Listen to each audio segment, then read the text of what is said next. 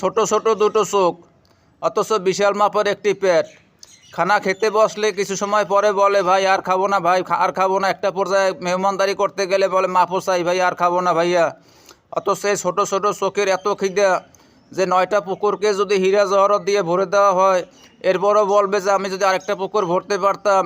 এই জন্য তাকে তার চোখের খিদা ভরতে পারবে শুধুমাত্র কবরের মাটি। সেই কবরের মাটিতে যখন সে যাবে, তখনই শুধুমাত্র চোখের খিদা মিটবে। হায়াতের জিন্দেগিতে শুধু তামান্না থাকে, আহারে আমি যদি একটা 5তলা বিল্ডিং করতে পারতাম। 5তলা বিল্ডিং করার পরে বলে একটা 10তলা করতে পারতাম, একটা ঢাকায় করতে পারতাম, একটা বেগমগঞ্জ করতে পারতাম, এরপর একটা করে যদি আমি দেশান্তরী হতে পারতাম। এই আকাঙ্ক্ষা থাকে। কারণ বান্দার চোখের খিদে একমাত্র নিবারণ করতে পারবে কবরে মাটিতে। হায়াতের জিন্দেগিতে কোনো বান্দার চোখের খিদে মেটে না। তাই আমরা অনেক সময় বলি, অমুকের এত টাকা লাগে কিসে? আরে ভাই, তার কাছে যান। আমি অনেক ধনীর কাছে গেছি, তাদের কথা শুনলে মনে হয় পকেট থেকে আরও 50 টাকা 100 টাকা বের করে দিই, কারণ সে আমার চাইতে বড় কষ্টে আছে।